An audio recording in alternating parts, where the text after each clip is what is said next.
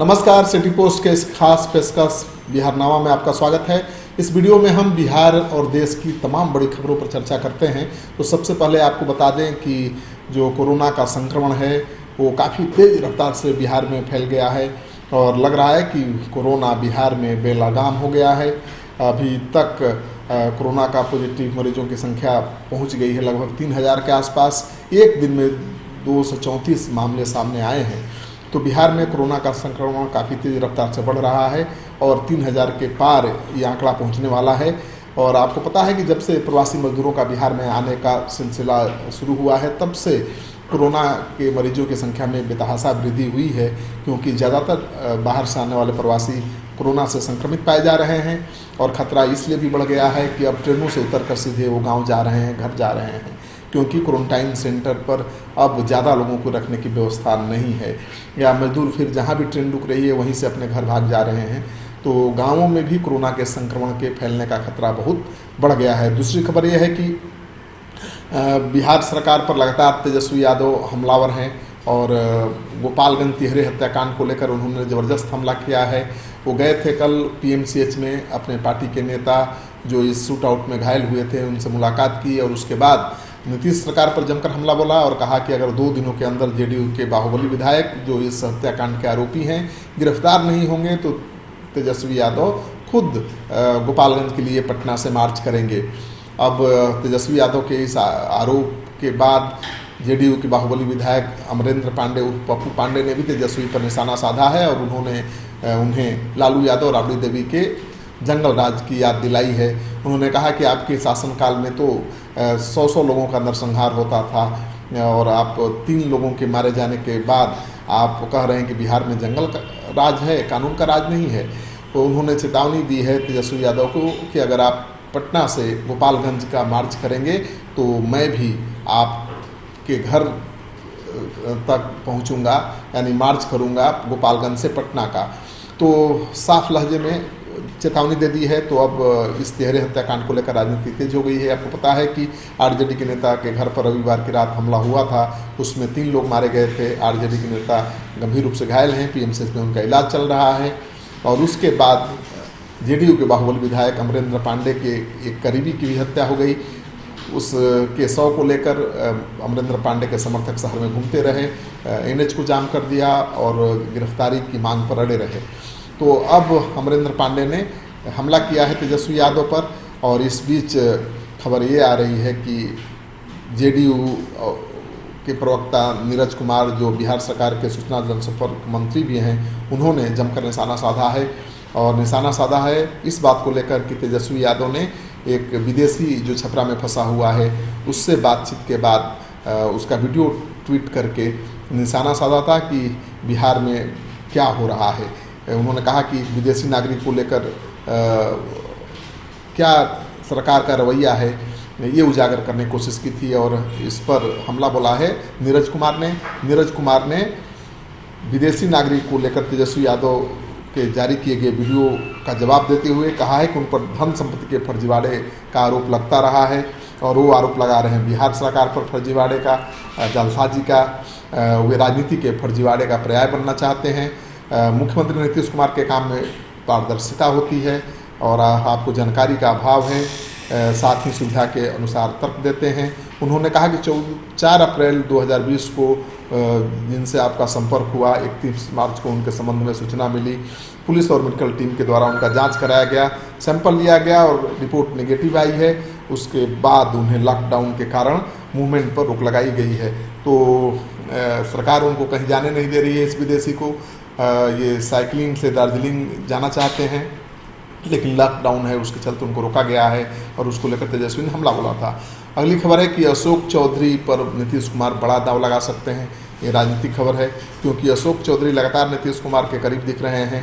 नीतीश कुमार जब भी video conferencing के जरिए अपने पार्टी के नेताओं से बातचीत करते हैं अपने साथ अशोक चौधरी को रखते हैं। तो माना जा रहा है कि अशोक चौधरी एक बड़े दलित नेता हैं, कांग्रेस के प्रदेश अध्यक्ष रह चुके हैं, कांग्रेस को काफ़ी लाभ भी पहुंचा चुके हैं। तो अब नीतीश कुमार चाहते हैं कि उनको पार्टी में महत्वपूर्ण जिम्मेवारी सौंपी जाए और नीतीश कुमार उन पर विधानसभा चुनाव में बड़ा दाव लगा सकते हैं, उन्हें बहुत बड़ी जिम्मेवारी पार्टी में सौंपी जा सकती है। तो चुनाव तो 4 महीने बाद है, तो चुनावी तैयारी तो शुरू होगी ही। और दूसरी खबर ये है कि मौसम विभाग ने पटना समेत 4 जिलों में आंधी तूफान और बारिश का अलर्ट जारी किया है। पटना के अलावा भोजपुर, पूर्णिया और कटिहार के लिए ये अलर्ट जारी हुआ है। मौसम विभाग की तरफ से जारी चेतावनी में साफ कहा गया है कि पटना और उसके आसपास के इलाके, भोजपुर, पूर्णिया और कटिहार जिले के कुछ इलाकों में अगले 2 से 3 घंटों तक तेज़ आंधी तूफान और बारिश हो सकती है।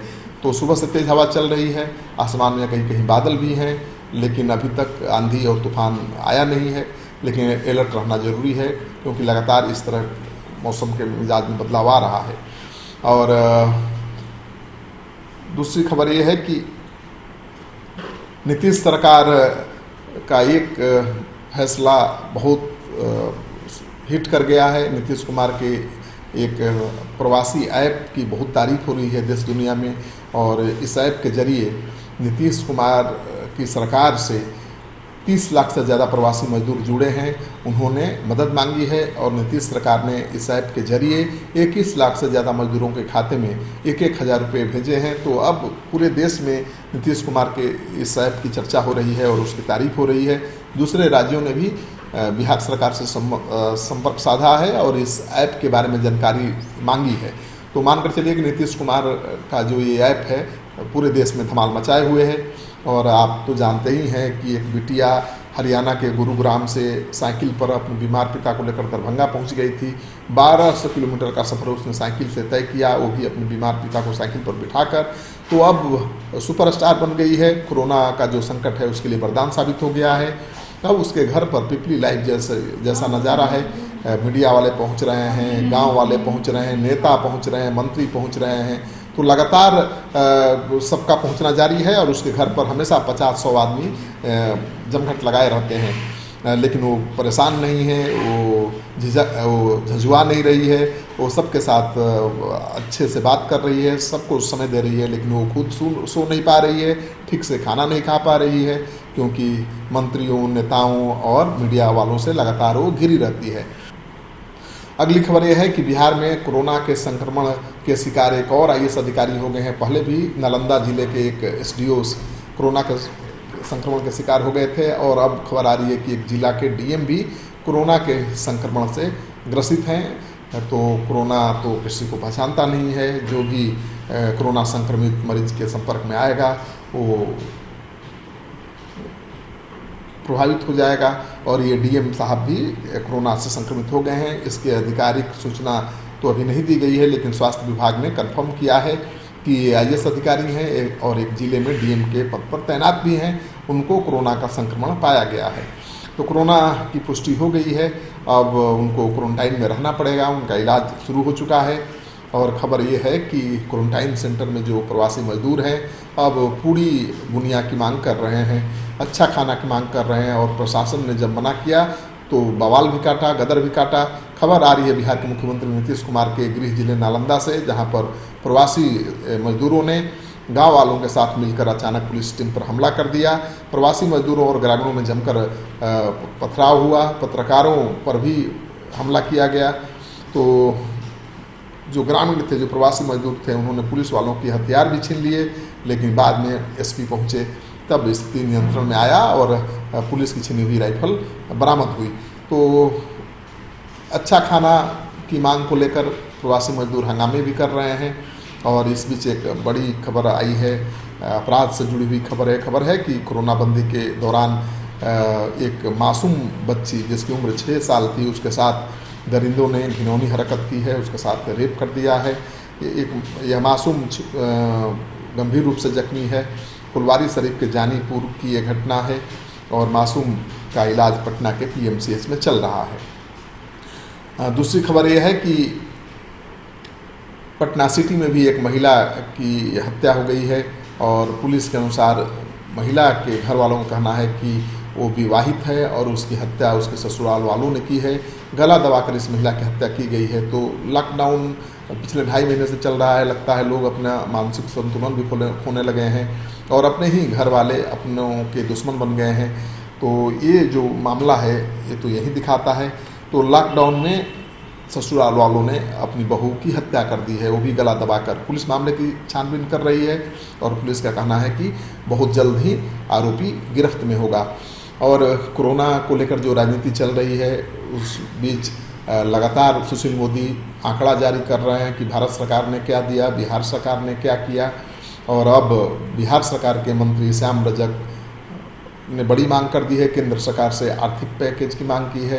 उन्होंने कहा है कि बिहार का विकास का जो दर है वो ये दिखाता है कि बिहार में विकास की संभावनाएं बहुत हैं और कोरोना काल के संकट से उबरने के लिए बिहार को विशेष पैकेज की दरकार है। तो उन्होंने कहा है कि 20 लाख करोड़ का जो पैकेज भारत सरकार ने दिया है उसमें बिहार का क्या है वो बताया जाए। उन्होंने बिहार में उद्योग धंधों के बढ़ावा देने के लिए भी पैकेज की मांग की है और बैंकों के रवैये पर भी सवाल उठाया है। उनका कहना है कि बिहार में बैंकों का रवैया सकारात्मक नहीं है, यहाँ के उद्योगपतियों को बैंक आसानी से लोन नहीं देते हैं।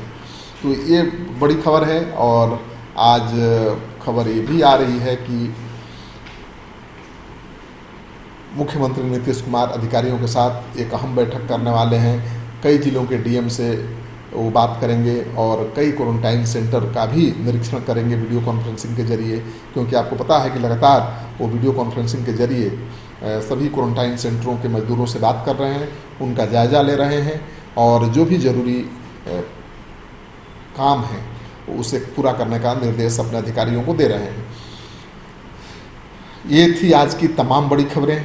अगले वीडियो में हम फिर शाम में आपके लिए देश भर की, बिहार की तमाम बड़ी खबरों के साथ हाजिर होंगे। अगर आपको ये वीडियो अच्छा लगे तो इस वीडियो को दोस्तों के साथ खूब शेयर करिए। अगर आपने अब तक हमारा चैनल सब्सक्राइब नहीं किया है तो कर लीजिए। आपका एक सब्सक्रिप्शन और आपका सहयोग समर्थन सिटी पोस्ट की टीम का हौसला बढ़ाने के लिए बहुत काफ़ी है।